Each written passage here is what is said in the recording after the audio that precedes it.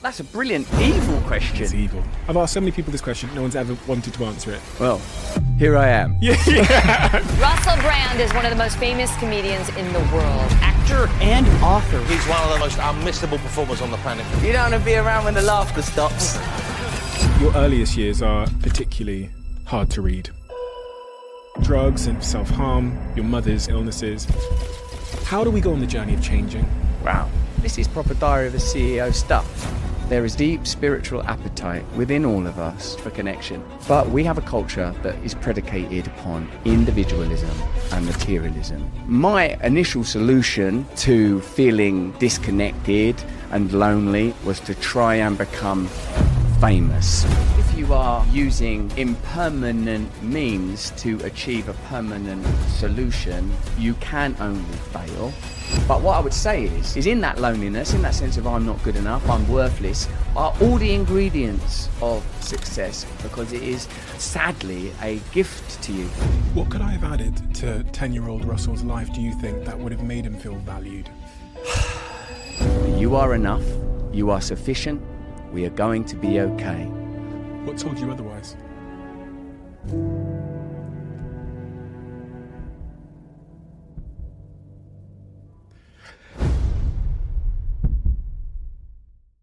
Russell Brand is one of the most fascinating individuals I have ever spoken to. A former self-harming heroin addict, self-confessed narcissist, bulimic that craved fame and attention, and was so addicted to sex that he slept with 5 women a day, that married Katy Perry 3 months after meeting her, and then divorced her with a text message. Have you ever felt that subtle feeling that the way you're living is not quite right? That something somewhere is out of balance? That you're not living your life as that human somewhere inside you should be living their life? The Russell Brand that sits before me today can relate, and he's found a new cure for that feeling, a better way to handle pain, a new blueprint to live by, which he believes that you and me and all of us will eventually realize through failure and frustration. We are all addicts, searching for ways to feel less pain through porn and screens and sugar and addiction and drugs and whatever our vices might be. But maybe, just maybe Russell is right.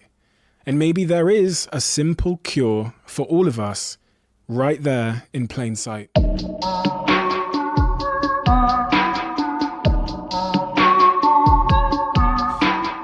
Russell, I read a comment at the top of a YouTube video that of an interview you did, and this was the comment: "This man is a hero. He's truly an example of transcendence across the spectrum, from the archetype of selfishness, enthralled by addiction, to complete selfness and self-awareness. I love this man with all of my heart." Wow. That was a comment left regarding you on a recent interview you've done. Now, I'm going to be completely honest with you here. I should admit that I wrote that comment. Sometimes I do, even though I know I've written it, when I read it back, it still gives me a boost. I said to you before we start talking, I wanted to talk about disconnection. Yeah. Disconnection for me in my life started early. Disconnection for me was coming to the UK from Africa as the only black kid, went to Plymouth. Everyone's richer than me, everyone's white. And that pursuit of filling that void of whatever it was, that shame, that insecurity, which is very clearly the reason I'm sat here. Yeah. What do we need to know about your childhood? How did it shape the man that sits in front of me today? I have had a life that is being defined by addiction, and the addiction, and in particular the models of recovery that are available for addiction, is a convenient framework for addressing the problems we have in our age that are expressed extensively and identifiably through materialism and attachment. I get attached to stuff. When I was a little boy, I grew up in a single parent family, just me and my mum. I come from an ordinary background in Essex, Grays. Ordinariness, normalcy, these can be terms that are difficult to define, but I think we all know what we mean when we say a normal, ordinary, modest, blue collar background, low expectations, state schools. We know what images that conjures. My mum was sick a lot when I was a kid, and my mum was, and it was the defining influence in my life. All of us that are lucky enough to have mothers are going to be defined by that relationship as well as the other parental relationship. I feel like real early on, something in me, which I would now, because it's almost impossible, Stephen, not to reverse engineer these narratives, isn't it? And to thread it through with newly accrued and acquired wisdom. But I feel like I was looking for something. I feel that there is a deep spiritual appetite within all of us for connection, the subject that you have identified as our framing for this conversation that we are having. But we do not have a culture that presents us a discourse around connection. We have a culture that is predicated upon individualism and materialism. Your value, and this is, I think, across the political spectrum, and even in more compassionate narratives around identity, individualism is still enshrined as the centrifugal point. So I felt like that I was in a state of lack. I don't know what it is to be a man. I don't know what it is to be a success. I don't know what it is to have power. I don't know what it is, I recognize now, even to feel at ease, even to feel serene, even to feel relaxed. Is probably only by the time I got clean from crack and heroin and alcohol that I'd noticed that I'd been having an anxiety attack for basically my entire life.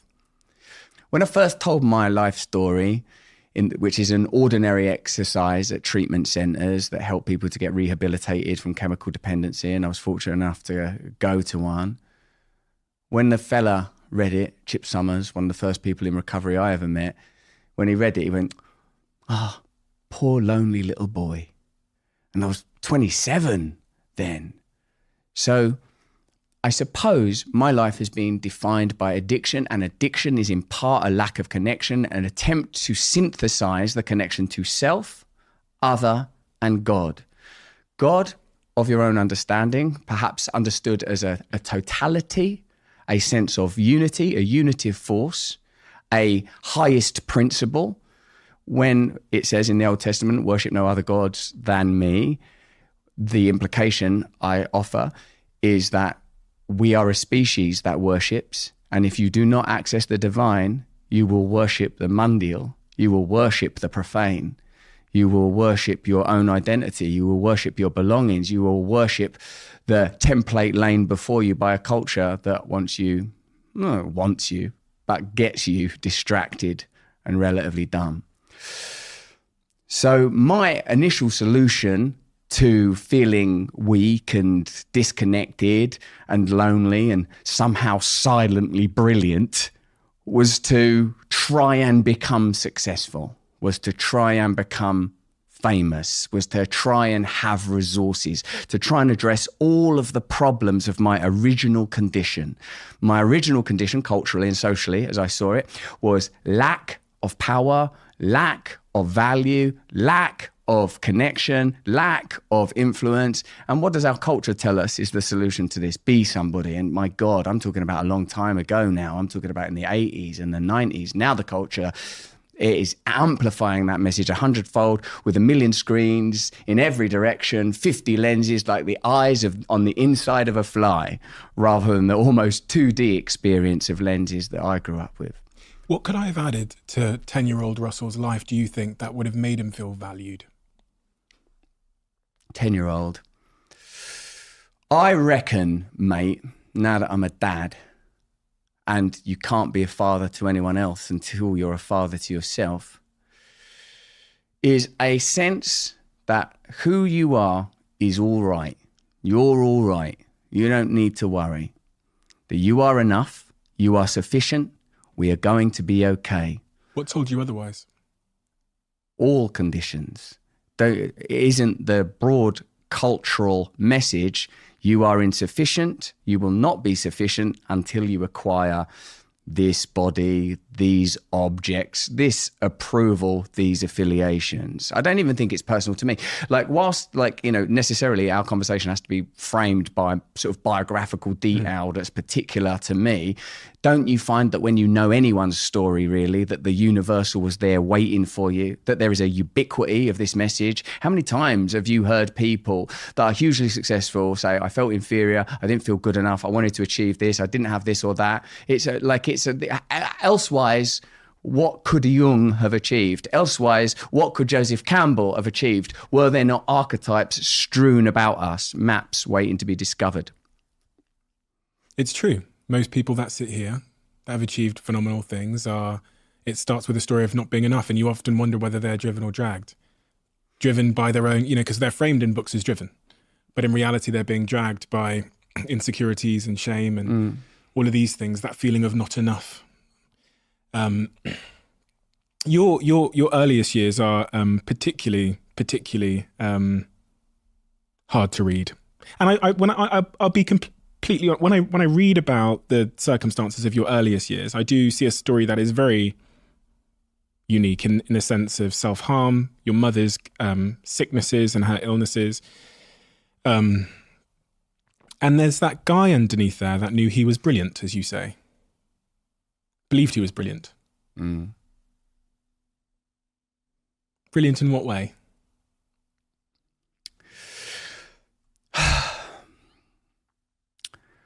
Well, I suppose, and I find this to be quite common to addicts and alcoholics, there's this pre-metabolized quality that's waiting to be activated. Now, brilliant is obviously a comparative and relative term, and the training I've been fortunate enough to receive prohibits me from leaning too heavily into a framing like that now, like superior to, better than. But I feel that I had a sense of a resource that was waiting to unfold. Had a sense that there would be a secondary coordinate that might arrive in the form of a destination. All energy, at the most fundamental level, requires polarity. It requires polarity. And I suppose that word parenting and that word parenthesis, another word for bracketing, suggests that you need to be held in some way. You need something that's going to be able to hold you. Now, if like me, I believe in God, Stephen. So the thing that defines me now is I believe in God. And I don't believe that I have unique access to God or superior access to God, or that there's this little set of dances or codes or clothes that need to be worn to access God more primally or more privately. I believe that in an absolute loving God, that all of us have the right to be here, that I don't need no special adornments or epithets or epaulets or badges or medallions, that it's enough for me to be one of everybody else. Back then, though, as a little kid, when I felt inferior and broken, I just wanted to feel a little bit special. I wanted to feel a little bit valuable. And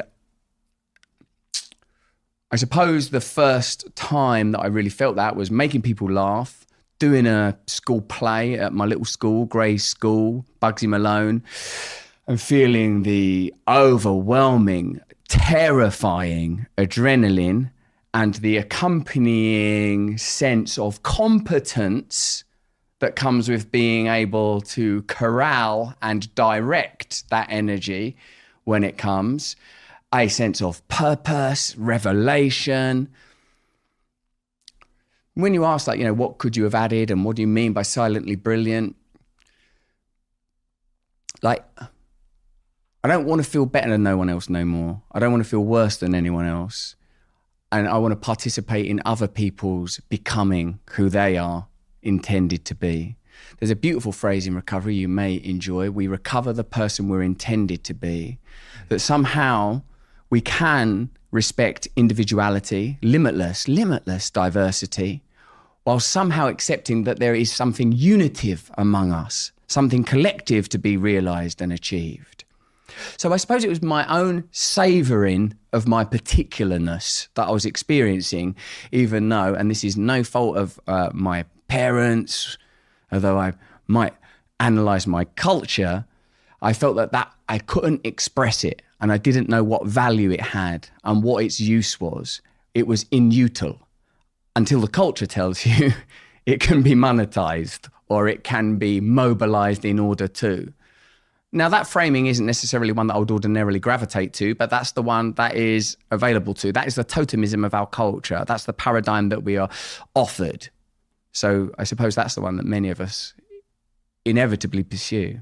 Do you have any emotional sentiment towards that young man's circumstances as you look back on the situation he was in and what he was experiencing? Do you feel sorry for him? You know, do you feel happy for him? Do you feel anything towards? Latterly, due to the principles of recovery, due to the fact that I have mentors, I have peers, I have people that look to me for guidance, I have service, I have duty, responsibility. Latterly, Stephen, I come to feel incorporated with that little boy. But if you'd have spoke to me 10 years ago, I doubt I would like to have heard him referred to. I wouldn't have liked that spectre to have risen, a phantom I'd happily put aside. But now, like that little boy, like hopefully the little boy that you described down there in Plymouth of all places, that famous rock from where they depart to cross the oceans, that personal Mayflower journey, he's with me now. I love him. And he is a great asset when I'm dealing with young, vulnerable, broken people. When people tell me that they want to end their own lives, when people tell me they self-harm, when people tell me they want to kill themselves, that they can't cope with life, they don't feel that they're good enough, I'm not fazed. I can stay 100% present with that. And that is a great gift, no? Was there, I think about this a lot with myself, was there another path to where you are now? Yeah, probably, mate. Probably. I mean, look, you've met a lot of people. I know a lot of people. But for me personally, I'll just tell you why I asked that question. I believed that I had a belief that was ill-informed by the society I lived in. And I believe I had to pursue that belief to find out that I was wrong and have it fail me. Mm-hmm. Well, it's happened now. Now it has happened. So the answer is 100%, of course, absolutely, indefatigably. This is the reality that was designed for you internally, that your consciousness is creating this reality. This reality is not coming externally at you. This consciousness is unfolding from within you in the moment. Where else could it be? Where else could it be?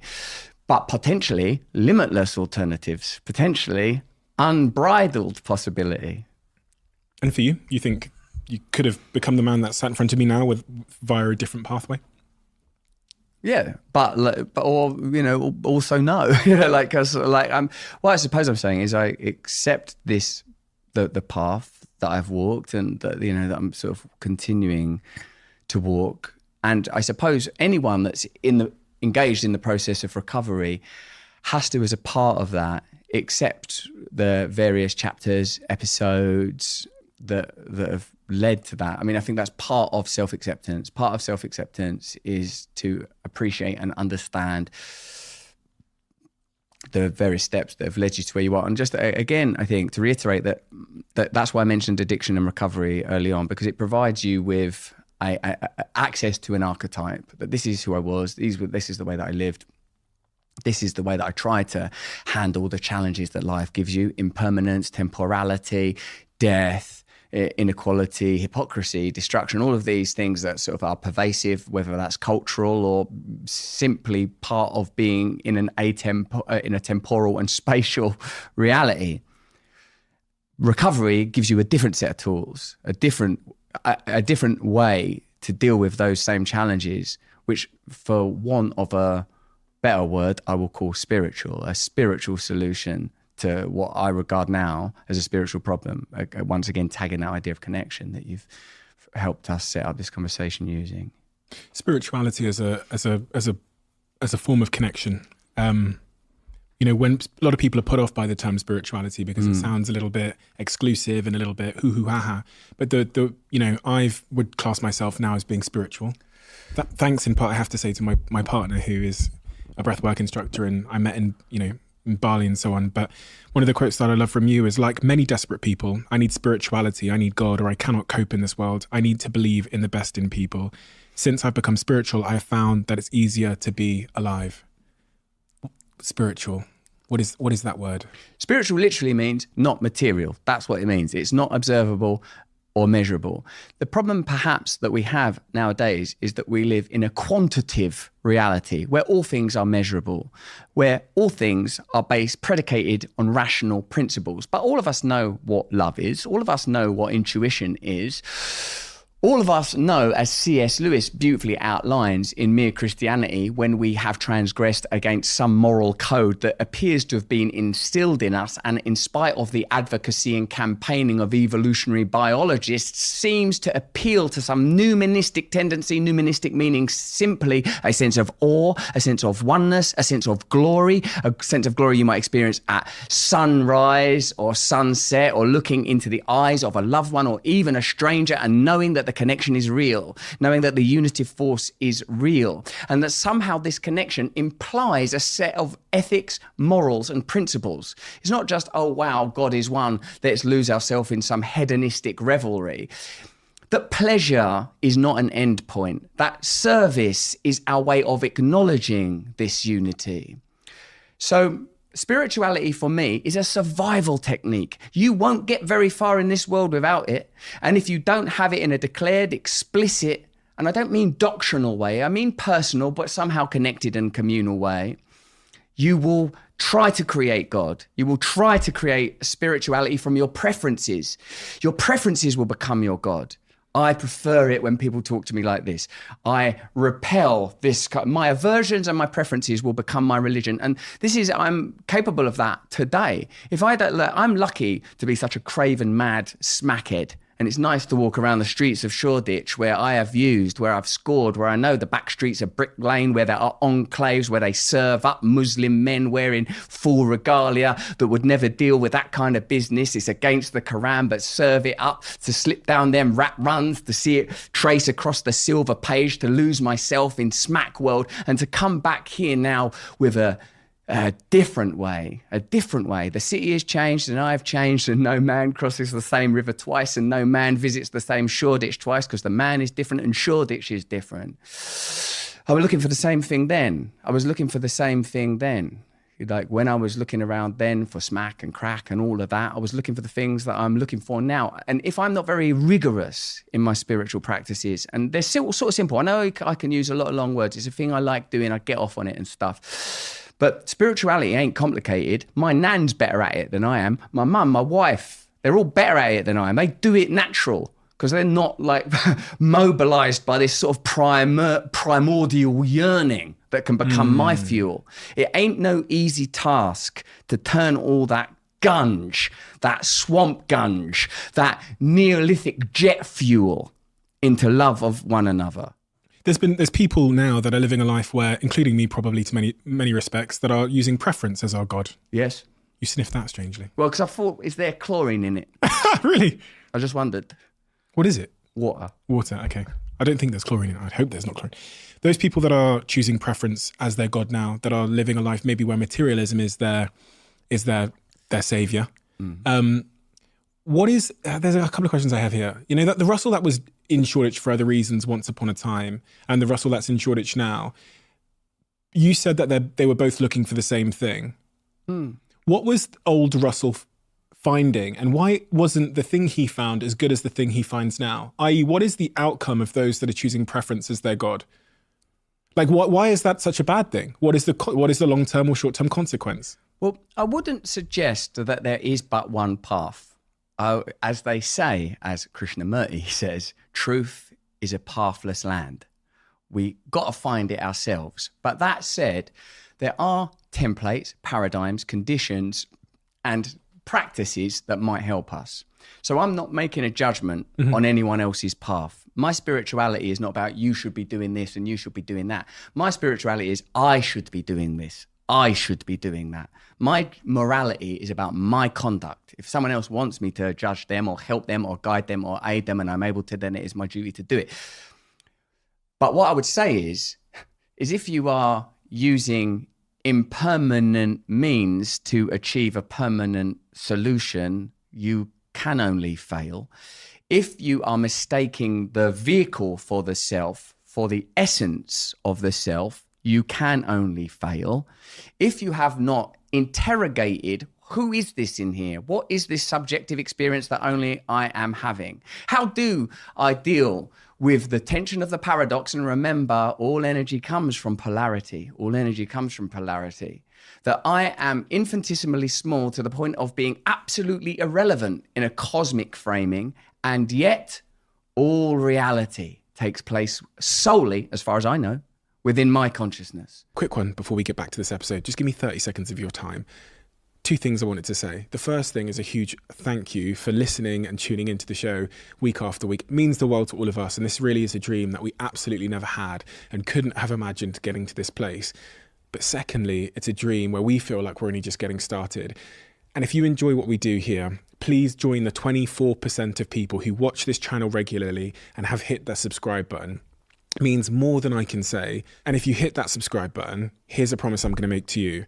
I'm going to do everything in my power to make this show as good as I can now and into the future. We're going to deliver the guests that you want me to speak to, and we're going to continue to keep doing all of the things you love about this show. Thank you. Thank you so much. Back to the episode. One of the things I've thought a lot about recently, you mentioned a God in your belly, or that person or that signal in your belly that's trying to tell you how you feel. And we've all become so phenomenally good at tuning out of that and tuning into the kind of external how you feel, like how you should feel based on the job or title or status that you have. And this is a stronger noise and signal now than this one. Your life has been this, you talked about mentors as well. Your life has been this amazing journey from chapter to chapter to chapter, as this person described as transcendence. The question I'm getting at is, like, I'm thinking about someone right now that sat in the city and they know they feel like shit at a deeper level, but they've gotten so good to listening to their mother's opinion of them becoming a stockbroker that it's almost hard to hear that feeling of I feel like shit. How do we go on the journey of changing? How do we get there? Well, typically, Stephen, the journey begins with a departure from home, interestingly.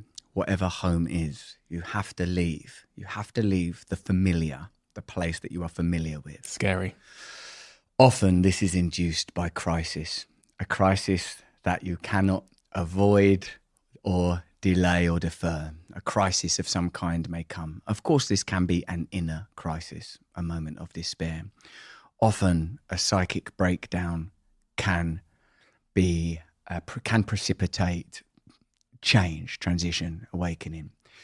I suppose one way that you can do it, this is the way that I would do it, the way that I have done it, is firstly to acknowledge the problem of my condition, to admit there is a problem and that my life has become unmanageable. These are not my ideas.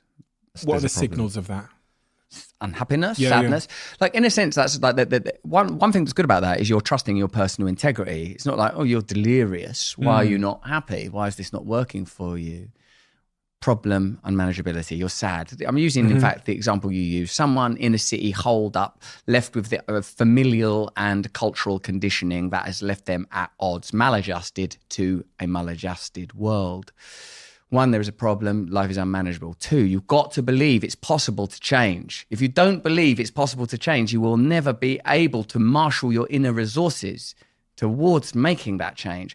One way that this change can be made is through mentorship, even if that mentorship is in the abstract. Even if you've just chosen, hey, this person seems to be able to have done that. He says that he used to feel weak, inferior, incompetent, impotent, and he says now that he doesn't feel those feelings. So maybe if I do what they did, maybe I can change also. So this.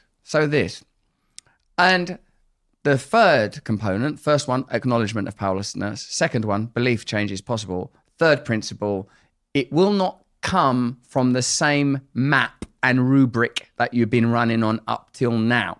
You are going to have to import new ideas. You will need help. That help I would offer you might be of a divine nature, prayer, meditation, humility, to ask for something greater than my individual wants, my individual preferences, not just some wish list passed up to the cosmic Santa. It is a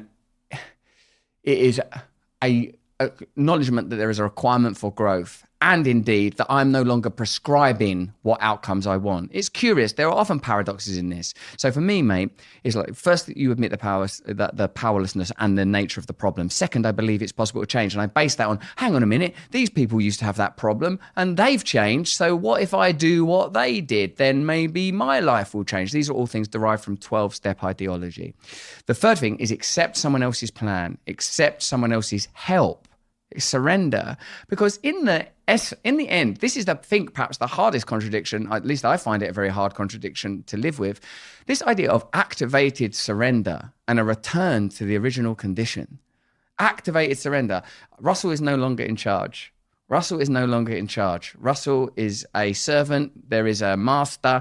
I am in the service of this. Now, I recognize those words are pretty loaded, but I'm saying that this is, if you can envisage a benign and loving mother or father rather than authority, and if you do consider authority to be mostly malign, I could not identify more strongly. My distrust and my dislike of authority is a deep, deep fuel in me. I do not like being told what to do. I do not like it. It is a big, big part of my religion. I have to stop myself reflexively doing the opposite of what I'm told. If someone speaks to me authoritatively, if someone asks me to help them, I will do my level best to help them. If someone tells me what to do, I find it very, very difficult indeed not to do the opposite. Anarchist calisthenics, break rules every day just to remind yourself that you belong to something higher than a set of systems potentially imposed by a malevolent force. Step 3 there's you referenced the first time was about running basically a new instruction manual for your life, like accepting because the current instruction manual is clearly not producing the results you seek. So a new instruction manual for your life. And my brain went, but how do I know which one to pick? Because there's many temptations for a new path forward. You know, there's I could join a cult in Arizona, or I might seek meaning and surrender in another wrong place. From my preferences to something even more destructive, or how do we know? You know, how do we know what new instruction manual to run our lives on when we find ourselves in such a situation? I'm thinking again about that person who finds himself in a job because their parents have told them to go and get that job, and now, or they're working any job where they feel like something is wrong. They admit it. Step 1. Step 2 is they seek out mentors to provide evidence that it's possible to leave the situation. And then step 3 is this idea of surrendering and running your life on a new instruction manual. Where do I find that instruction manual? Is it from my mentors? It's interesting, isn't it? Yes, possibly. Yes, quite likely, yeah. Because I feel we're in a crisis of authority. Most people don't trust the government. Most people don't trust the media. Many people don't trust the judiciary or state authority. And I would have to confess that I am inclined to agree that we are in a true crisis of authority.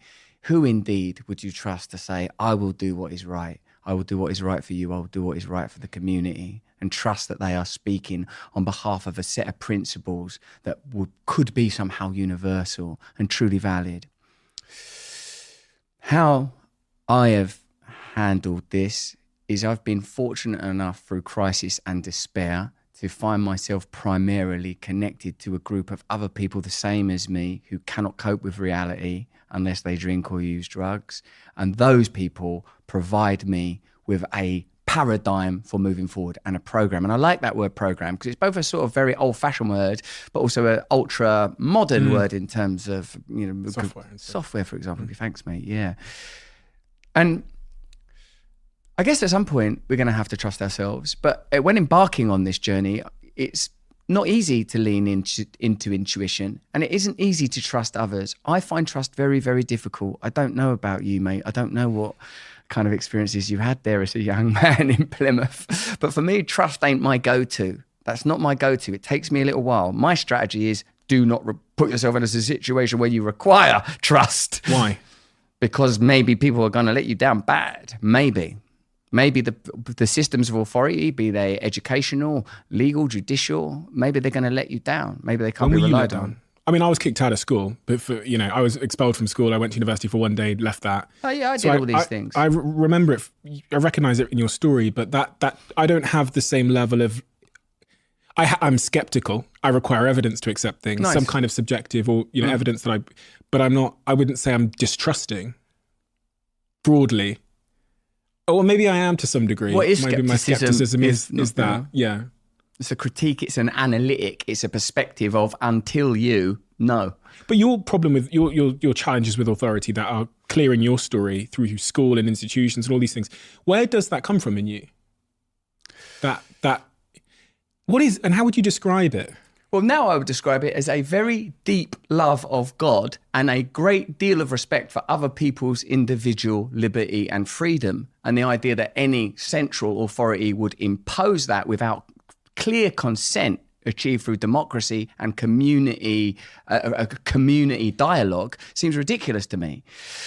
But obviously, it's biographical and interpersonal, that the circumstances of my life have shown me that the people, one way or another, that are in positions of authority on the various scales of authority that most people encounter, familial, social, educational, have not been able to fulfill the duties required of them. Of course, as a person that's a certain way down the path now, because in the words of Philip Larkin, they in their turn were fucked up too.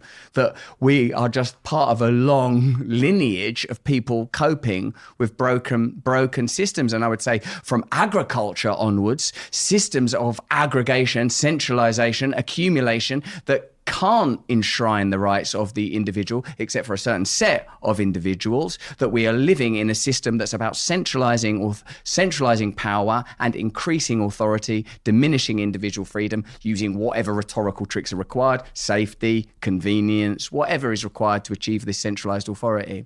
Now, so I now feel, like you said before, how there are other ways that you could have ended up being this man in this chair. Now I am glad that I have been deeply schooled in mistrust of authority, that it's almost like it burns in me. I can tell. Watch them. Watch what they're telling you. Watch what they're telling you.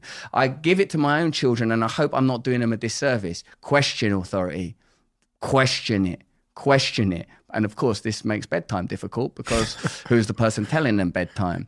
But it makes schooling, because institutions have an inertia. Institutions have a tendency. They might start off with, we're going to educate these kids to be creative and individuals, but in the end, it's going to be about health and safety. In the end, it's going to be about fire drills. In the end, it's going to be about a set of a bureaucratic enmeshment and maze that prevents individual freedom. The great David Graeber, God rest his soul, though he was a communist, so he maybe wouldn't thank me for saying that. David Graeber says that one of our great dialectics against Soviet communism, for example, was that they were bureaucracies that prohibited individual freedom. But look at the bureaucracies we live within now. How do they solve the problem of spying and stealing your data? Just make someone tap, I agree. Don't stop spying. Continue to spy. Continue to accumulate the data. Just tap agree. You agreed to be spied on.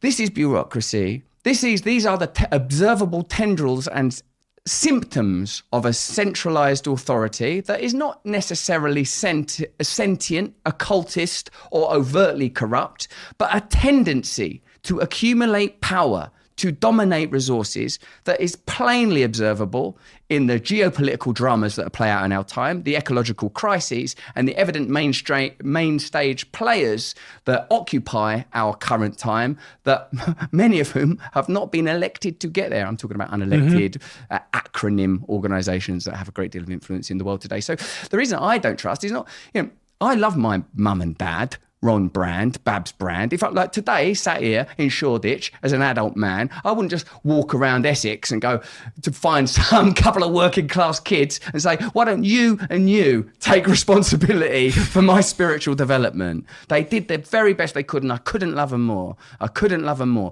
But my mum, she had cancer like 8 times in a few years. My dad, he's got his own deal. He's got his own deal. And I recognise what it is to feel strong, individualistic fervour. I love them. I love them.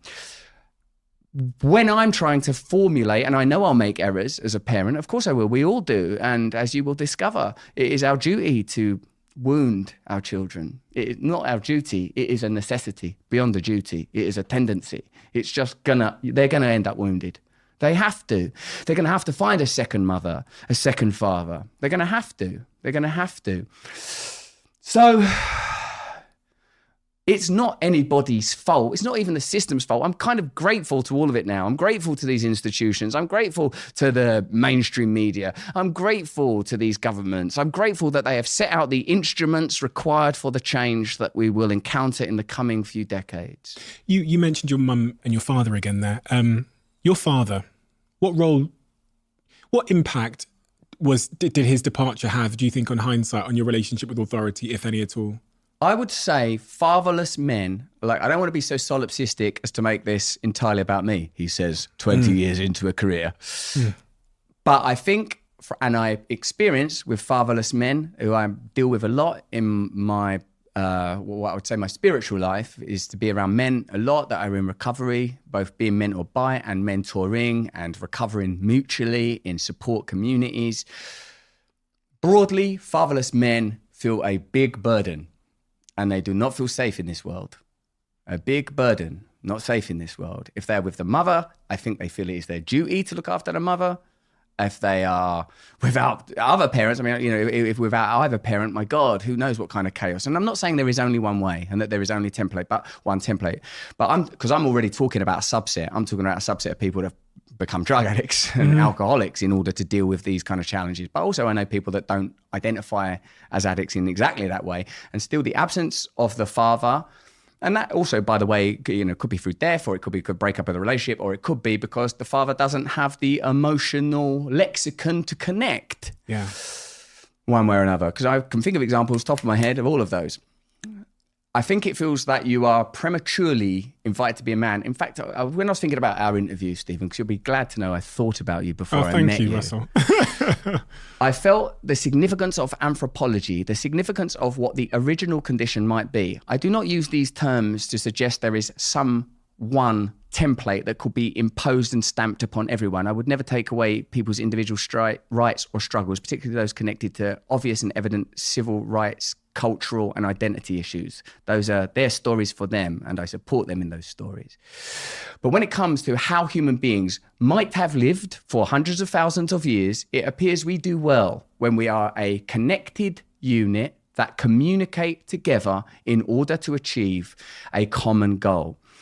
Time and time again, when anthropologists and even contemporary psychologists study these forms of society, they discover that there are rites of initiation for both males and females, although there often appears, based on what I have heard, and as you know, I'm not an expert, to be particular emphasis on male initiation, as the body is not so uniform in the way that it informs a boy that it is a grown-up now, not a child anymore, and that there are new duties to be undertaken.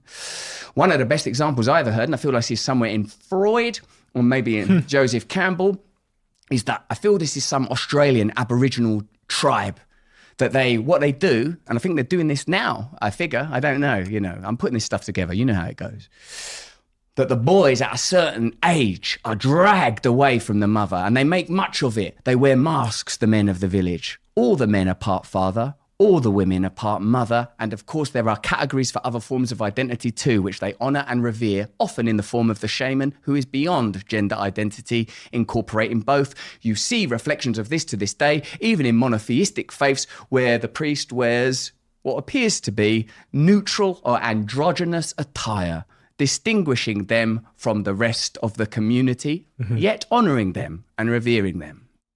And you went through that initiation way too early. In your own words, you say that you were prematurely forced to be a man because you've got the duty of care over your mother. At a young age, your father leaves, I think, six months old. And then the other thing that happens, which feels like a horrible horrible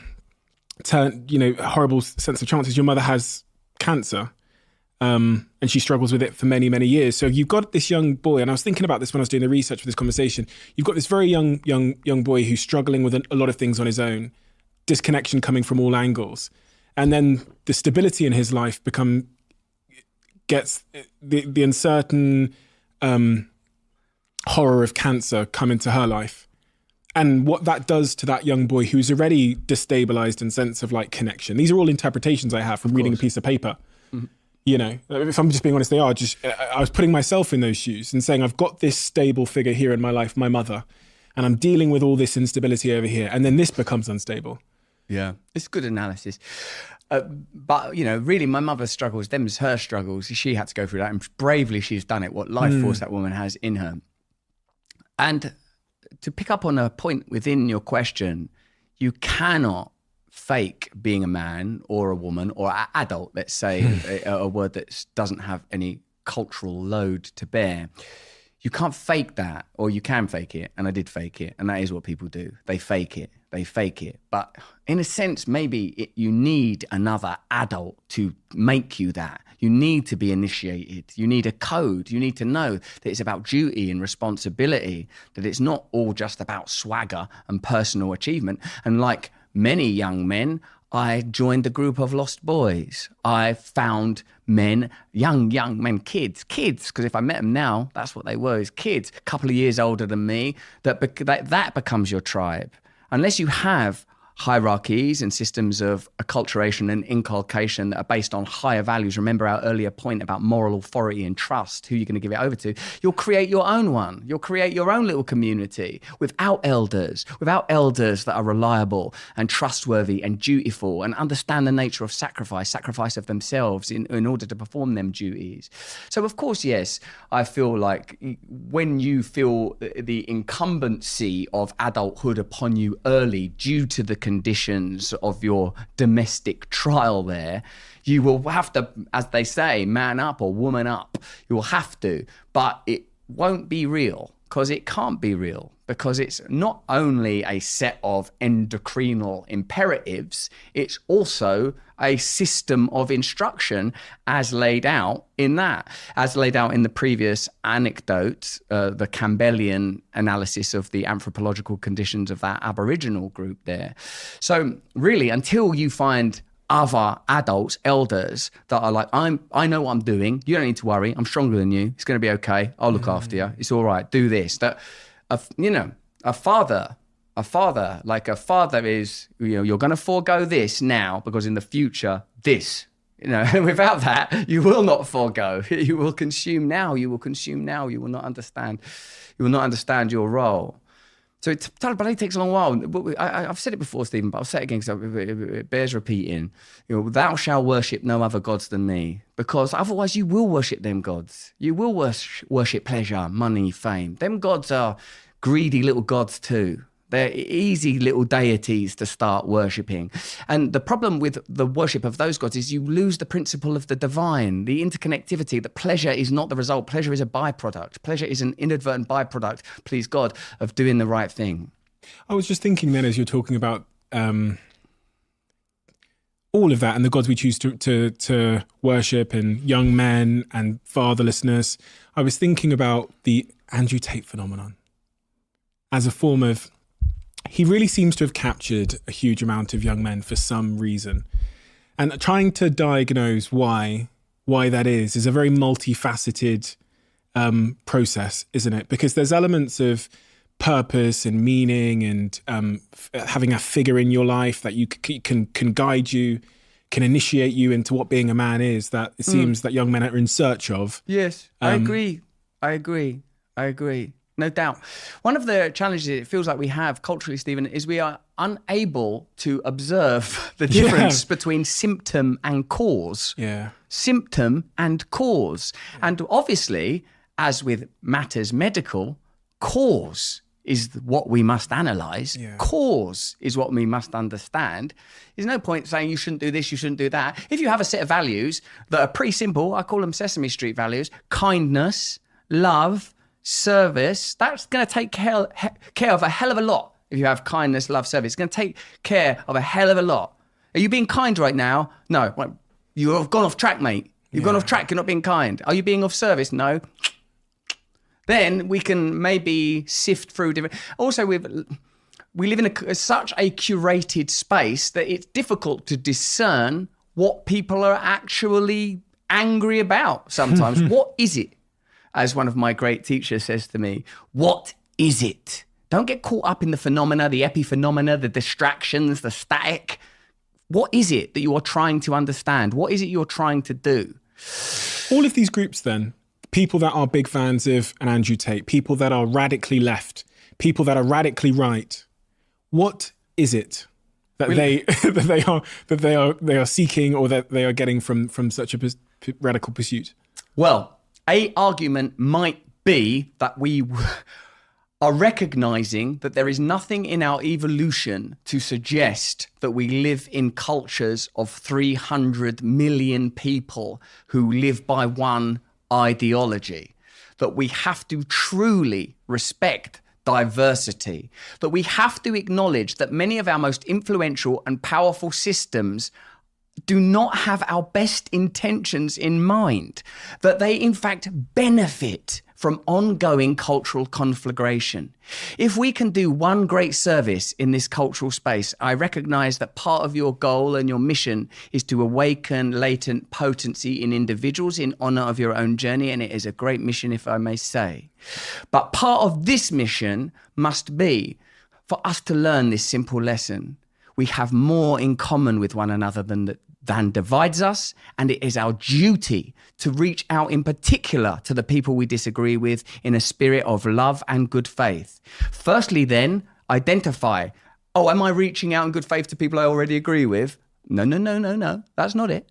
Disagree with. I disagree with that on this important hot button topic of guns or pro-life, pro-choice or identity or tradition or progression. I disagree with them and I respect your right. I respect and I love you. And I know that I do not know what you know, that I am not God. I am not God. I do not know. I do not have any authority over you, but I believe that together we can achieve a consensus. And this consensus must be founded on good faith. We must allow one another to communicate in good grace and openness. We cannot yield to censorship, not because we want people to fill the air with toxicity and hate, but because we know that if we try to control it, who has the right? Who are we granting the right to now? Have you investigated any of these organizations? Have you investigated their funding, their affiliations, their agenda, their imperative? Because to some degree, I am sorry to report that I have, and I have found them wanting. They will not be getting my consensus for authority anytime soon. And I would offer you this. You have more in common with the people you are fighting with those you most loathe, whatever hue, persuasion, or a cultural garment you've conveniently strewn upon them, than the people that are saying that they will protect you, the institutions that are saying they will protect you. Are you optimistic? Yes, God is real. You're optimistic that we'll get to a place where we recognize that our similarities are greater than our differences? Yes. And so if I make Russell Brand, I don't think this is a role you want, but if I make you prime minister or president of the world, how do you systemically change things to help us achieve the objectives you've described in connection, community, kindness, and togetherness? What are the things? I've asked so many people this question, no one's ever wanted to answer it. Well, because it's so big. Here I am. Yeah. Bring power as close as possible to the people affected by it. Default to decentralization and localization wherever possible. Of course, this will not immediately yield perfection, but have you looked out of your window? We are not competing with perfection. We are competing with corruption. So what do we want? Most of all, we want true democracy. All the values that people espouse are the values we should be practicing. They say the world does not need more people to believe in God, just for those of us that do to start acting like it. To start acting like you believe God is real. Redistribute the control of municipal facilities to those that are affected by them. Do not have water companies in the United Kingdom, like Thames Water, owned elsewhere in China or Canada or Kuwait or Qatar or wherever those facilities are held. Have municipal facilities run by the community that is affected by them. I'm not talking about renationalization. I'm talking about community. The community runs its water wherever possible. I recognize that there is some complexity when it comes to electricity, municipality, running roads, running hospitals. But who among us has ever been into a hospital and not marveled at the beauty, the compassion, the ingenuity, the commitment, the devotion of the people that work there?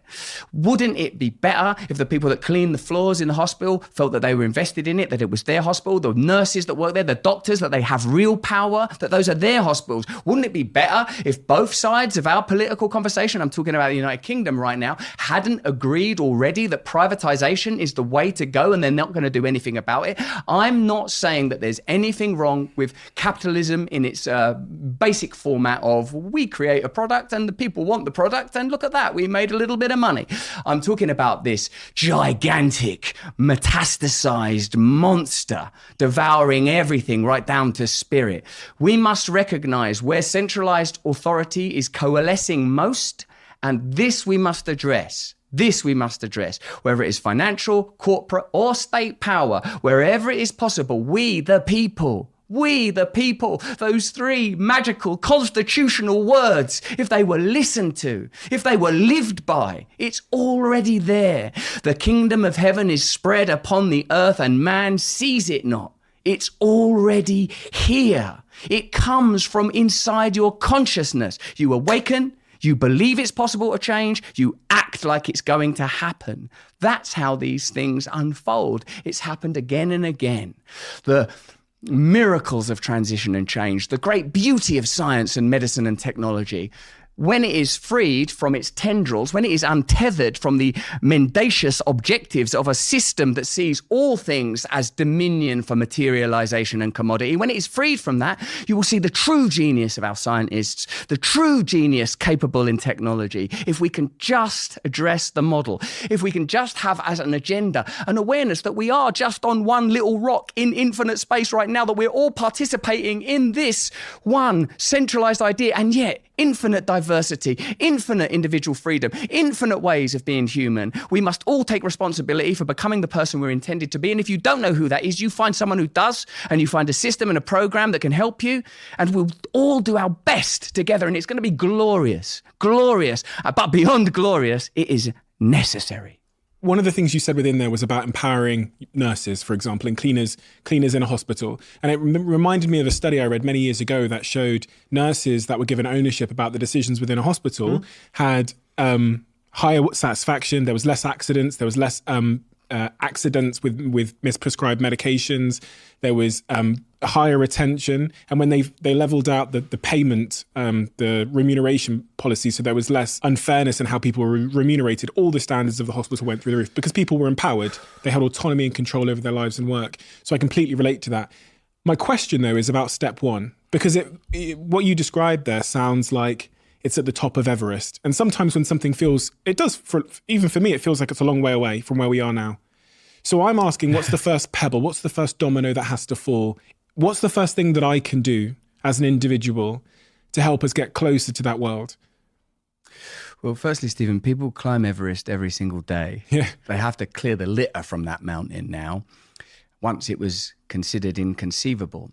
And every time there is an epochal shift, every time we say, oh, it seems that the sun doesn't go around the earth, it seems like the earth goes around the sun. Oh, there are things that are smaller than atoms. It appears that these sub-particular phenomena that are so small it's even difficult to label them exist in a unified field, that they are emanating but somehow connected to. I'm speaking, of course, of quantum entanglement, that if you reverse the charge of a particle thousands of miles away, the partnering particle will reverse its charge also. There appears to be some unitive force. What I'm expressing is the most simple, practical, effortless achievement that we will ever yet undertake. It is merely the realization of the truth that we are individual, yes, but we are connected also. That there are Goliaths that have incrementally coalesced due to the progression of the great, sometimes unacknowledged revolutions. I'm not saying no one's acknowledged agriculture, industrial revolution, technological revolution, that all of these have been undergirded by principles of dominion that might as well be feudalism. In a sense, there is no change at all, except for the individual change that you yourself can make. This is why I think people get a lot of traction when they say, look after yourself. This is part of it. Eat well, awaken, pray, meditate, recognize that it is normal to feel sometimes total despair and total despondency. Remember, all of these great journeys that we're describing that you're fascinated with began with exactly that. That the great sages and secular saints that we have been granted have shown us and told us, be the change that you want to see in the world, whether it's Al Gandhi or Al Malcolm X, people that are willing to give their life for what they believe in, because what they believe in is bigger than their life. And you're gonna die anyway. But your principles, this is eternity.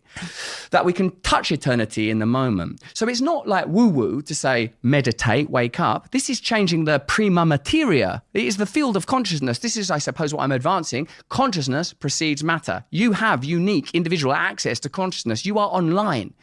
You are on the grid. You are responsible for whether or not you believe this is possible. Nobody else can tell you what to do there. That is your private kingdom, your private domain where you can be, for now, whoever you want to be in there. Please do not relinquish that right by not taking it now. For I tell you, authoritarian forces are abundant and abound. They are looking to colonize the very space of attention that exists right now, this moment. This is what is being colonized. Attention, data. Data on what? You. The territory of the self. This is fertile. This is not nothing. It is not nothing to awaken to the reality of who you are in this very moment. That is not nothing, Stephen. Quick one. As you know, Airbnb are a sponsor of this podcast. And I was actually in an Airbnb last weekend when me and my friends had a reunion in New York. And it's from staying in Airbnbs over the years that led me to start hosting my own place. I know friends of mine who actually Airbnb their own place in order to pay for the Airbnb they use when they're away on holiday, which is pretty smart. And maybe you stayed in an Airbnb before and thought, this is actually pretty doable. Maybe my place could be an Airbnb. It could be as simple as starting with a spare room or your entire place. You could be sitting on an Airbnb and not even know it. Whether you could use some extra money to cover your bills or something a little bit more fun, your home might be worth more than you think. And you can find out how much it's worth at airbnb.co.uk/host. Check it out, find out how much your home is worth, and let me know what you think.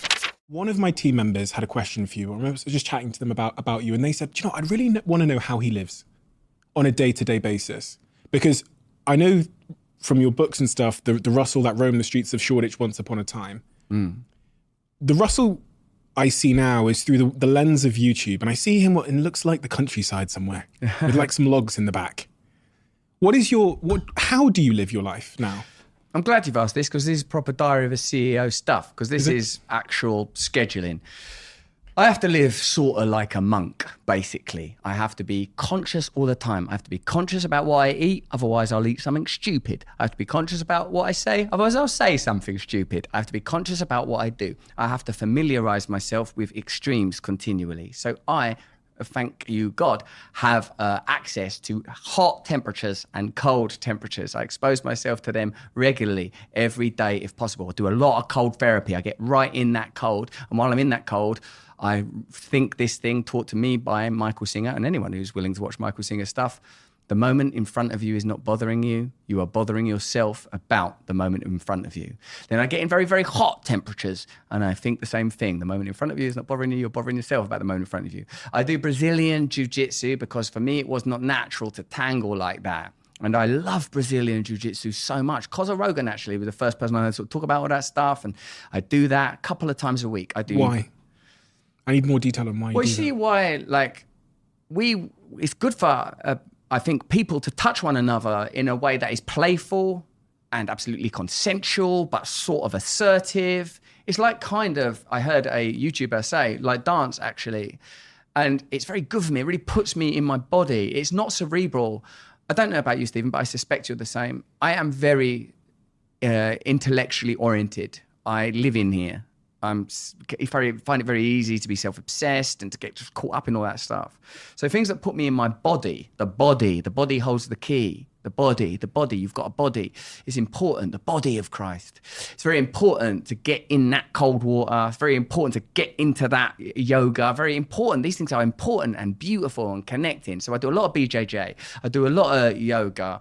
I do a lot of other type of exercise, calisthenics, body weight type stuff to try and stay fit. I got young children. I have another child coming. I have to stay fit. I have to be able to be, God willing, present for these children going forward. And I love it. And it's what we're meant to do. We're animals. Again, this anthropological idea. How might we have lived for those hundreds of thousands of years that predate the great miracle of agriculture? How might we have lived? We work, we touch one another, we're socializing, we groom and we graze together. It's nice, like the kind of trust you develop with people in Brazilian Jiu-Jitsu, like that they'll choke you to the point of unconsciousness, but then when you tap, it's over. And that this is something that you share between you. There's a trust in that as well, isn't there?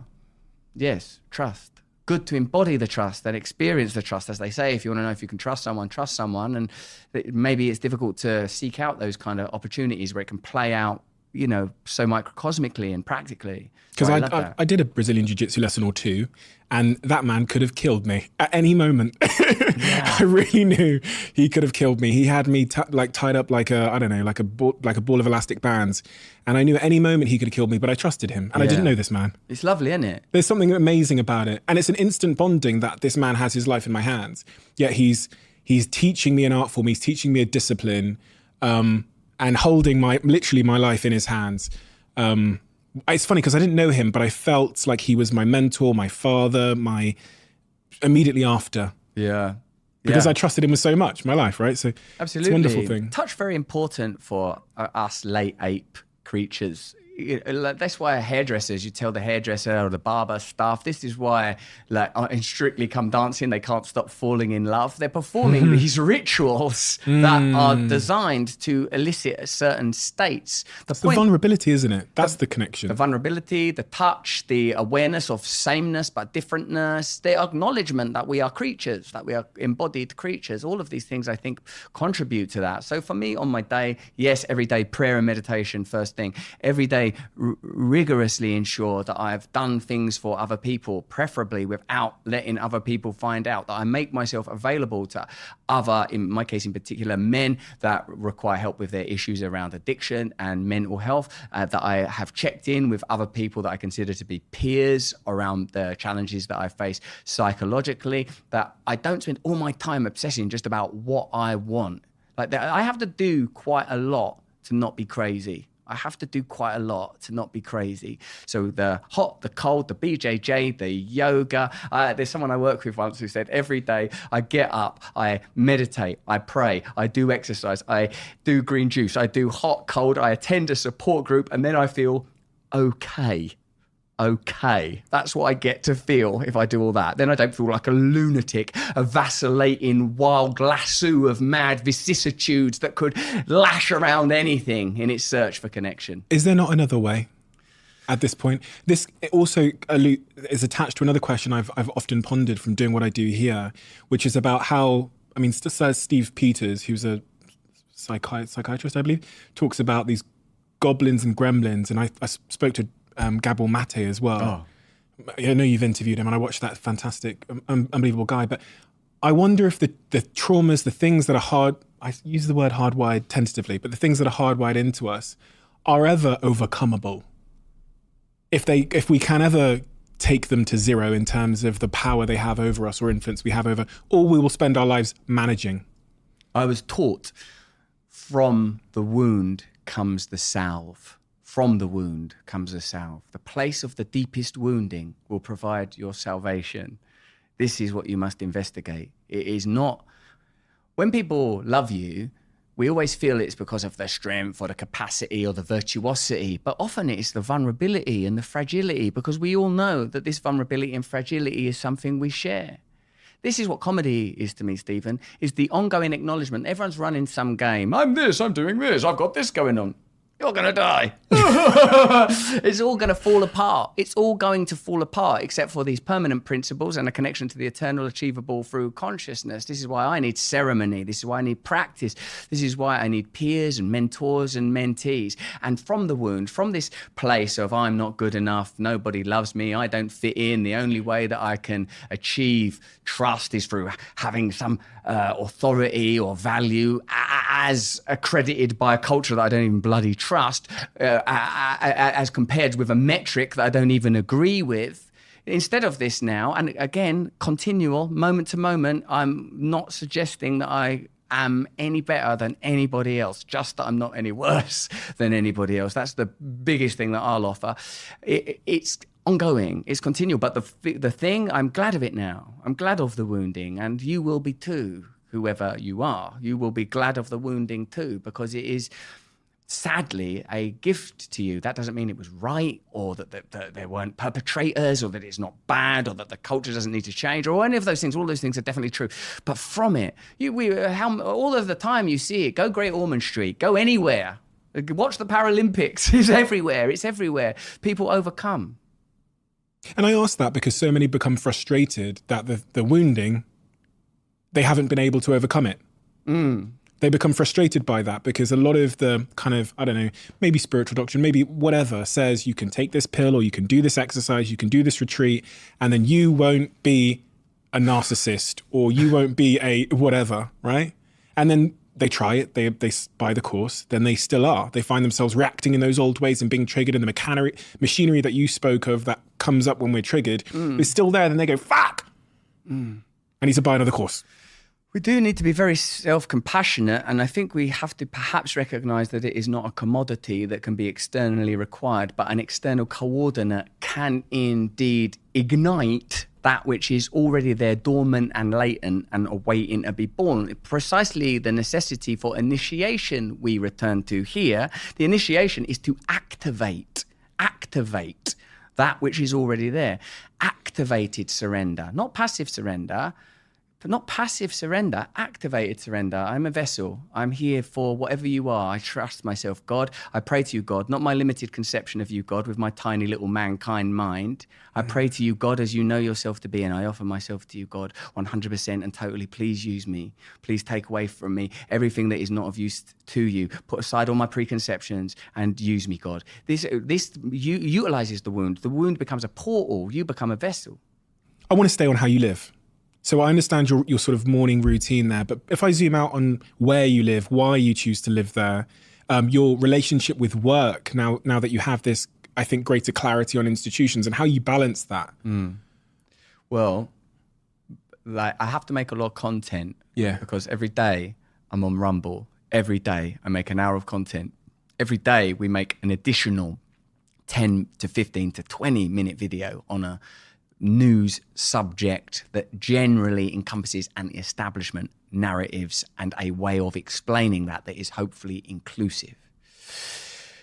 Every day we have other social media content. We have a business like that. I'm part of a significant business endeavor that I regard as a movement rather than a business. But as you are all too aware, if it doesn't function as a business, it will not function at all. So it has to have good hygiene and housekeeping. You're a CEO. I literally am here not under the pretense of being a CEO, but because it is part of my job. And I do have a diary, although I don't keep it myself and I try not to look at it, but it exists. And so I have to participate continually with that and ensure that an organization is around me that is able to facilitate the things that I'm good at and accommodate the many things where I am currently looking to improve. I have to make all of the content. We try to do this in 3 days. That means that a couple of days a week I'm available for different types of expedition and adventure, such as this one. This is why, for me, the spiritual life, it has to come first, but not out of a sort of an ethical evaluation. Spirituality in the end is a survival technique. It's not like esoteric. It's not like I'm doing this thing like waving around incense or dressing up in a robe. I'm trying to not go crazy and end my life and damage the life of people around me by devoting myself They say only the really crazy people become saints. Only the really crazy people would even consider it. You have to need it. It has to be beyond wanting, because wanting is just here to keep the blob going. How does it feel to be in your mind? Could you describe it to me? Well, sometimes it's amazing, but sometimes it's very, very fast. Sometimes it's very volatile. I feel like it undulates a lot. This I understand to be very common to addicts. Experiences of extreme high, extreme low, fastness, not natural to be serene, evaluating information very, very quickly. It feels fast sometimes, very fast. And it has a strong sense of craving and longing, which is a type of magnetism, I suppose. And I suppose magnetism is a longing for unity, connection. It's very difficult to discern physical forces because they are, by their nature, non-anthropological, and it's very easy to anthropomorphize physical phenomena like gravity or magnetism or whatever. So what it feels like with me is that there is a great deal to get done. That's what it feels like. There is a great deal that needs to get done. And in order to do it, I have to surrender strongly. Otherwise, I will mess it up badly. That's what it feels like. So that's why there is a lot of ceremony that is communing with that which is unknowable. You know, prayer, ceremony with other people, acknowledging the sacred, not forgetting the sacred, that the most important things are difficult to measure and weigh, but they are there anyway. And so each day there is much work to be done, and I am a father of young children, and I have a dog that I adore, and I have many animals. So I have a lot of very simple pastoral duties that have to be done. And I have a lot of spiritual things that have to be done to hold me together. So there's a lot to be done. And then often I get to a point where I'm so tired that the whole enterprise feels like it could collapse inward like a narcissistic semi-gothic souffle. So there has to be a lot of caution. Also, I'm a person, perhaps you identify and agree with, a sense of purpose and mission and a deep, deep belief that the most profound and significant changes imaginable are possible by virtue of the fact that they are imaginable, in fact, because the role of imagination we see all around us in every building, every object, every book, every cultural artifact, as well as the many flawed and defunct aspects of our culture. Also, imagination is the device that brings the unmanifest into the manifest. Do you ever find yourself, because you are a content creator, do you ever find yourself slipping in, and when you play that game, you're dealing with algorithms and metrics and numbers and rankings and I'm trending and I'm not trending. Does that ever trigger your old, the old machinery? Yeah, I try to not go near it. I try to not go, because in a sense, back to basics for me, recovery is somewhat based on abstinence. Like I don't have an odd drink or the occasional line or the occasional I don't do it. So I try to practice good hygiene there, because if I start, it's very difficult to stop and another momentum takes over. So yes, it is. Of course it is, because these are part of, again, part of the blob, part of the primal ooze. Competition is part of who we are. Status is part of who we are. So I try to stay out of the ring, as one of my teachers says, stay out of the ring. What are you working on? What are you working on improving? You said your strengths and then your things you hope to improve. What are the things that you hope to improve? For me, always patience. Try to be patient, because impatience is ridiculous. To think I know when something should happen is a mental concept. So I try to work on patience, to be very, very patient. Mostly I work on this. There is more to be achieved by surrendering self-will than can ever be achieved by utilizing it. And that's a very, very, very, very difficult thing to practice, particularly when agitated. What does that mean? I didn't understand. Okay. We achieve so much through will. I'm going to create a podcast. I did that thing I was going to do. Now I have to create various sets around the globe. Yeah. But to believe that there is a greater power that will come into being if I surrender, but become intuitive to what one of my teachers calls the whispers on the wind, that I will be directed, that my job is to stay out of my way, that my life is none of my business, to not look at my day like it's a chunk of thing that, it's my day, I'm going to eat it up. This is, oh wow, this gift, I'm alive, oh my God, what a miracle, it's incredible. And to stay in that feeling of grace and stay in that feeling of gratitude, and to spot as quickly as possible when I inevitably Give it up. Give up your connection to God for a biscuit. Give up your connection to God because someone has a nice car. Give up your connection to God because someone says something about you on the internet. Give up your connection to God because people lie about you or attack you. Don't give up your connection to God. And in order to not give up your connection to God, you are going to have to cultivate a very strong connection to God, because elsewhere, as you say, much noise, much distraction. What a coincidence that we live in an environment that seems to be cultivated in order to distract us from the ever-present divine. When you say God, Yes. are you talking about a specific religious deity? Or how do you define your God? Loving unity and absolute respect for individual identity within that. Do I find this God in a particular book or every book? It's up to you, mate. Do you consider yourself to be part of a religion? I do. Yeah, I mean, this one, the only one, they're all the same. I suppose if you want some help, Perennialism by Aldous Huxley is a good place to look at, where he identified, in the same way that Joseph Campbell and Carl Jung, it could be said, identified respectively that there are mythic tropes that appear to recur in all cultures. He began to write a famous book, which I believe gave the name to the phrase perennialism, in which he observed that Eastern mysticism, Sufism from the world of Islam, and certain aspects of Christianity, particularly Gnostic Christianity and what is commonly regarded as first century Christianity, had within them not archetypes as in, the crucifixion, which we know occurs in many folk tales and mythologies, not just in Christianity, not narrative devices or characters that recur, but ideologies that recur, principles, values that occur in all of them. And many of them, Aldous Huxley's, his Huxley offers, are about overcome the self. There is something bigger than the self. You're not real. Who are you when you don't have your name? They call it the unborn in Buddhism. Marcus Aurelius says, you are dead. Your life is over. Now live the rest of your life properly. Get rid of it. Put down the corpse, they say in Buddhism. In Christianity, die that you may be born again. The flesh man must die. The carnal man of wanting and longing must die, that the transcendent man be born. You're getting in the way.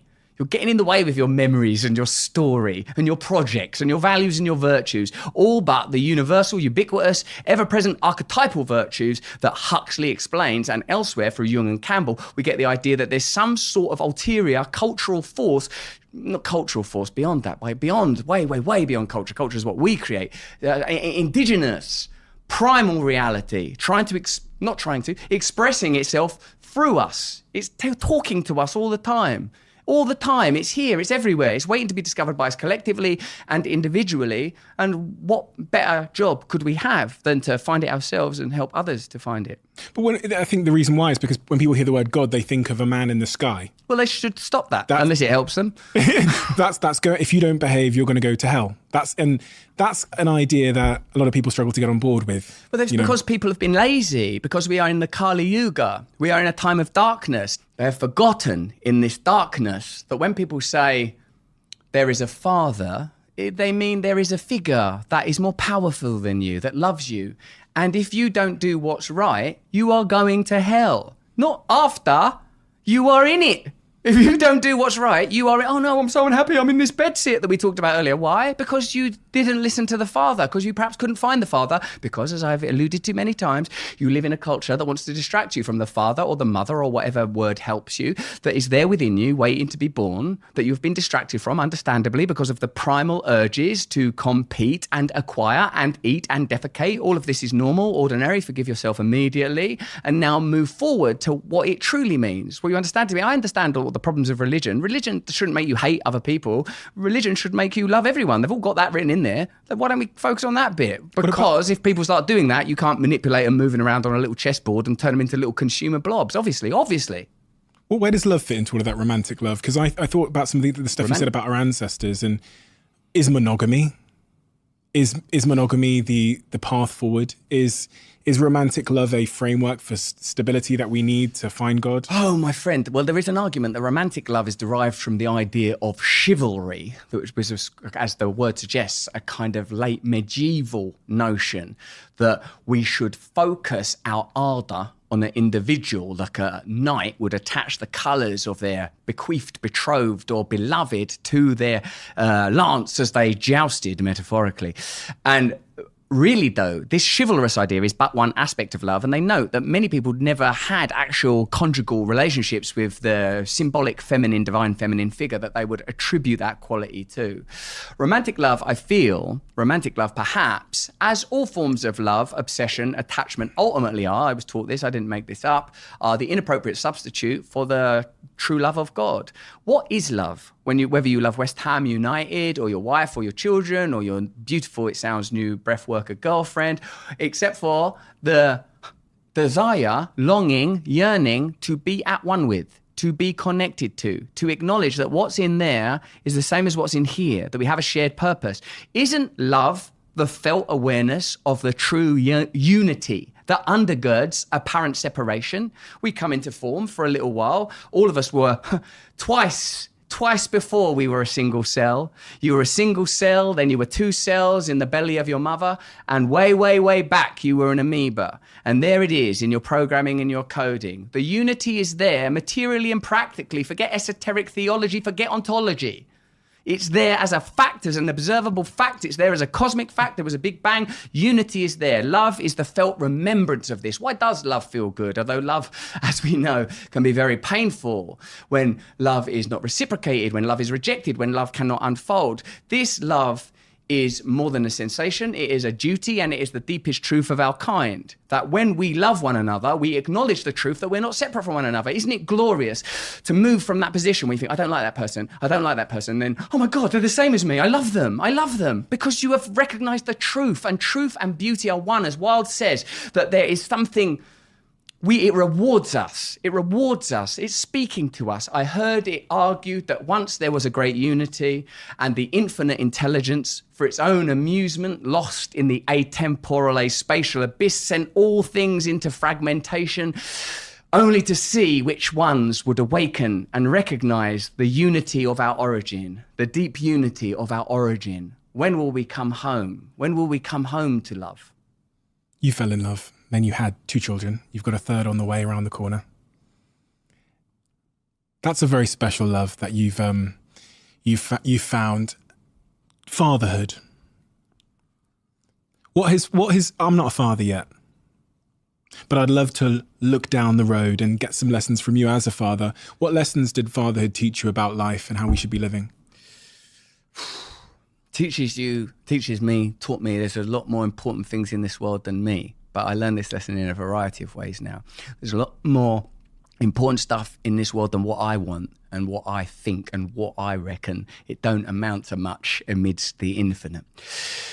It taught me that love is real, that the most miraculous things are accessible and ordinary and animal, that you can procreate life into being, what a gift, and it flows through you, and we're part of an endless chain, and God has no grandchildren. They belong to the world. They don't belong to you, and it's your job to just stand there and bring out of them whatever's in them, and just stand back and marvel and weep at what's in them. Weep. Oh, the horror, the beauty, the horror, the dreadful beauty of what a child unfolds into. Your awareness that they in the best case scenario, they are walking into a future that you will not be there to guide them through.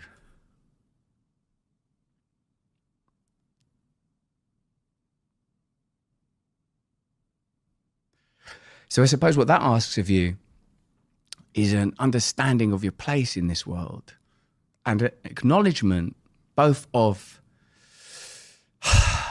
your relative insignificance, but simultaneous omniscience, omnipotence. Simultaneous is a paradox. All energy comes from polarity. Acknowledge the polarity. Don't hate the polarity. Don't hate the others. Don't let them tell you those people are different from you because they wear a baseball cap, or they voted to leave Europe, or because they identify with these pronouns, or because they believe in this cause or that. The absolute unity. It shows you that the way you love your children must become the way you love all people. Love, as Ram Dass was told by his teacher, Tell the truth and love everyone. Not easy. Not easy if you tell the truth to love everyone. It teaches you everything. It teaches you everything to become a father. It teaches you you're going to need other fathers. It teaches you you're going to have to become a father. It teaches you you're going to have to become a father to that little boy. It teaches you everything. All lessons are there. All lessons are there. A future you're not going to be a part of. Why? It was so visible in your body and in your consciousness that particular sentence was difficult for you to say as it relates to your children. Because it's so ordinary, Stephen. Any old lady, any old man you chat to anywhere. Oh yeah, my mum was like that. My dad was like that. My little girls. It's just so beautiful.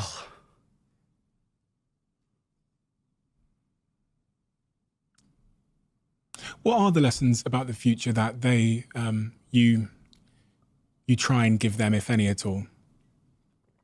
And how do you feel about the future that they're going to go into?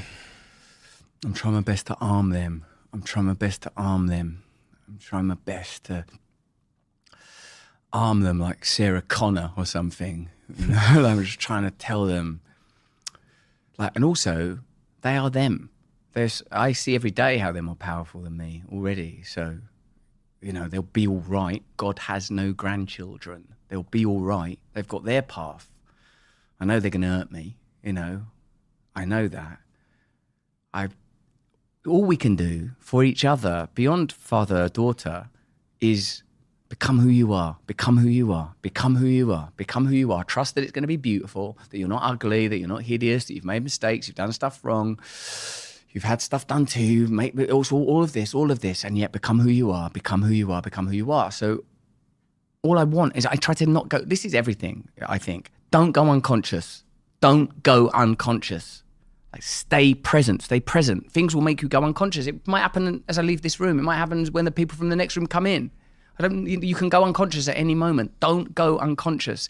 Stay present now. God is now. May you find God now. That's the only place you're going to find God. You're not going to find him yesterday. You're not going to find him in a week. God's here now. Find it. Find the absolute. And when I say God, I mean absolute unity, absolute inclusivity, absolute love, absolute unity among us all. So I'm basically, look, you know what I mean? I can't live like that with my kids, can I? Banging on at them like John Wesley from the pulpit or MLK. I just got to say, all right, how's it going? Do you want that to eat? I'm not letting you eat that. Come to, why not? You know what I mean? I'm laughing. Why don't you tell me stuff you've done at school? What do you mean you got a boyfriend? I'm saying all the normal chats everyone's having. But what I'm trying to do is recognise they ain't going to get a better conduit than me, for good or for ill. So I better get the fuck out of the way. I could get out of the way for them, Russell, thank you so much. Thank you for being an inspiration to me in so many ways. One of the ways that I think, you're completely in a league of your own, outside of the comedy and all that, is the way that you communicate ideas in a way that is so, and I know you must be aware of this, that is so brilliant and poetic. And you said it halfway through this conversation that it's intentional, your use of words. Yes. You could use simpler words. Yes. But you choose the poetry. That's the best way I can describe it. Why? Because why? It's not only erudite to talk like that. Think of perhaps one of the great archetypes of the working class we have nowadays, Danny Dyer. Yeah. He's a poet. He talks beautifully. It's nice to be specific. Yeah, if you can. Be specific. What do you mean? What do you mean? And to be honest, it's, it's always been there. It's always there. It's there. It's funny because as I was observing you today, you seem like you're just one step ahead of the thing coming out of your mouth. And that's why you're able to string this poetry together in such a cohesive way, in a coherent way, because your brain seems to just be one step ahead of mine, of the way that I would speak. Yours, it's wonderful to observe, and it's a wonderful talent. I observe it as well in your new show. Good. Brandemic. Well done, Jesus. No. But it was it's wonderful. I watched all of the clips. I watched the trailer. What you managed to do in that show. So for anybody that doesn't know, Russell has a show called Brandemic, which is going to be available for just 2 weeks from June 25th, which you can watch online globally. You can pre-order it now. I pre-ordered it, and my partner's pre-ordered it. So even though we're going to be watching it on the same screen. So there's 2 pre-orders. But it's this wonderful confrontation of the last couple of years of our lives, mixed with comedy at the heart of it, with also this permeating, really important message underneath there somewhere, which I think you use comedy in such a wonderful way to, if I may say, inject an important message into me through the medium of humor. And it's a wonderful skill that I've seen in some great comedians. Some of, Jimmy Carr, to his credit, he's wonderful at what he does. He uses a different form of comedy. But the form of comedy you use to address very important subject matter is genius. It's very, very hard to do. And in fact, when I sat here with Jimmy, he said he's trying to do more of that. I've seen a few great comedians like the Chappelles of the world, who I saw in New York a couple of weeks ago, and Aziz Ansari. He's fantastic at that. I saw him at the store do that as well. Yes. I highly recommend everybody go and pre-order Brandemic. It'll only be available for 2 weeks. And if you go check out the trailer on YouTube, it is fucking hilarious. It confronts all the things a lot of people are a bit too scared to confront, but with a real elegance and a real class. So thank you for that. And also, I have to mention Community, which is an event that's taking place. When is it? July? Yeah, July the 14th to July the 17th. Is it polite for me to ask your girlfriend's name? Melanie. Yeah, come with Melanie. She should be right up her alley. Wim Hof's there, Biet Simpkins there, Vandana Shiva, proper leaders, both in political and spiritual spaces, because in the end, these are fake divisions. There is only one space. You'll love it. Come and do a turn on a Saturday night. I saw a poster for it, and I thought this can't be real because of the people that are there, and they're all gathering. And I thought it can't be in person. It must be online. And then I found out it was in person as well. So 14th of July to the 17th of July in Hay-on Wye. Hay-on Wye. Wye is a river that that bifurcates England and Wales, or at least separates England and Wales. Although actually England and Wales are both conceptual, so bifurcates that bit of land that is currently called England and Wales. It's there. So on a campsite I went to during pandemic. I went there on a holiday in one of them vans, that you can do up from within. And we had such a lovely time there. And we did a small festival last year. And this year we're doing a bigger festival. And the money that we make, we give to people with addiction and mental health issues, various charities that we support through the Stay Free Foundation. It's proper. It's an attempt to live how we might live. That is probably the most compelling thing to me, because I literally read a chapter in my book called The Journey Back to Human. And so it's wonderful to see something called Community that's doing exactly that, bringing us back to what it is to be a human. And as you say, the cause is that the proceeds of this event are going to are phenomenal, including a Plymouthian charity, I believe. Which one's that? There's a charity in Plymouth that I think you're doing. Oh, yeah. Trevi, yeah. Trevi Women. That's the only treatment centre in the country that is able to take women with addiction issues and complex needs that have kids already, because obviously it's very difficult to look after women that are drug addicts that have kids and stuff. So that place, though, they do a fantastic job down in your ends in Plymouth. My old neck of the woods. So you can heal yourself, but also the proceeds will help to heal others, which I think is a phenomenal thing. So thank you for that. We have a closing tradition on this podcast where the last guest leaves a question for the next guest, not knowing who they're leaving it for.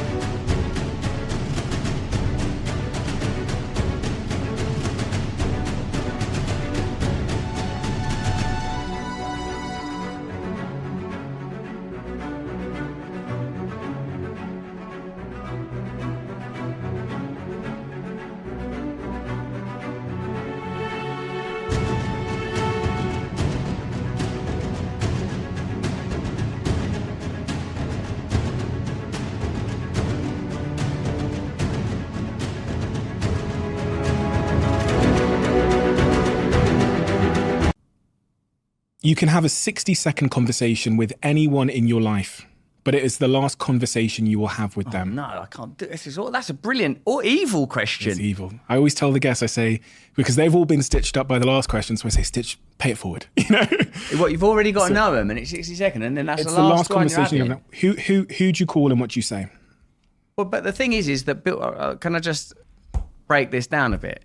You're dispatching them after that, Yeah. so it's in a way, and you have to know them. Is that contained in the connection? Well, you can interpret. it's only that. 60 seconds. 60 60 seconds, and I've never seen them again. I mean, there's no one in my life that I love that I want to give up on that. So 60 seconds, I'm never going to see him again afterwards. Yeah. God, there's some good people that I've met though, aren't I? Because I'm going to pluck like a virtual stranger. A virtual stranger. Interesting. Because it's only 60 seconds. You're letting go of them. Oh, no, you're afterwards. not. I don't think it means that you can never see them again. I mean, my daughter or my wife or I think the way I interpreted it was it's your last day on Earth. You get a phone call. This is 60 getting seconds. worse. Then Listen. there's no more me. Oh my God. Who wrote this question? Some evil. No, I'm joking. You don't tell us it's anonymous. Sometimes it'll eventually come out on a card that people can play with their friends. Oh, you bastard. you'll find out. You're always hustler. You hustler every day. All right. So just say someone I love that I'm going to talk to you for 60 seconds. Yeah. But they're alive already. You can't even get someone that's dead back. Can like my do, nan. can do. Can't have my nan back. Can have I'd love a minute of my 100%. nan. I'll take my nan. Okay. I'll take 60 seconds of my nan. I love you, nan. I'm all right. I'm not so crazy. You were right about the drugs, though. Why her? Because she was so lovely. She loved me so much. It was so self-conscious. It was so unself-conscious. Oh, you right, darling? Shame, innit? Oh, what old twaddle. That's Kibosh. What's that, drugs you're doing? I'll tell you, I see on Kilroy, it'll lead to worse things. 60 seconds. Let her know you're okay. Yes. You're okay? Yes. Perfect. Thank you, Russell. An honor to meet you, and thank you so much for being here. You could have been anywhere, so I really appreciate your time. I really, really appreciate that. Thanks. Thank you. Thank you. Thank you so much for having me. It was a really lovely, intense experience. The scenery, the environment's so grey and the conversation's so colourful. Yeah, intentionally, I told you. Excellent. Quick one. I'm so delighted that Whoop are now sponsoring this podcast. I've worn a Whoop for a very, very long time, and there are so many reasons why I became a member, but also now a partner and an investor in the company. But also, me and my team are absolutely obsessed with data-driven testing, compounding growth, marginal gains, all the things you've heard me talk about on this podcast. And that very much aligns with the values of Whoop. Whoop provides a level of detail that I've never seen with any other device of this type before. Constantly monitoring, constantly learning, and constantly optimizing my routine. By providing me with this feedback, Whoop can drive significant positive behavioral change. And I think that's the real thesis of the business. So if you're like me and you are a little bit obsessed or focused on becoming the best version of yourself from a health perspective, you've got to check out Whoop. And the team at Whoop have kindly given us the opportunity to have 1 month's free membership for anyone listening to this podcast. Just go to join.whoop.com/CEO to get your Whoop 4.0 device and claim your free month. And let me know how you get on. As you know, they're a sponsor of the podcast and I'm one of the investors in the company. My relationship with Huel started with the ready-to-drink range, which I have here in front of me on the table. Why did I choose to drink this? First and foremost, convenience. I'm not the type of person that wants to spend a huge amount of time whisking or mixing things together. And I don't typically have a huge amount of time during the day. And there are some days, not always, but there are some days where because of the limited amount of time I have, the choices that I would ordinarily reach for aren't necessarily the most healthy choices. They're certainly not nutritionally complete. So as soon as I discovered Huel existed, because of a wonderful guy who worked on one of my teams in Manchester, walked past me wearing a Huel t-shirt, I inquired what it was. He told me what it was.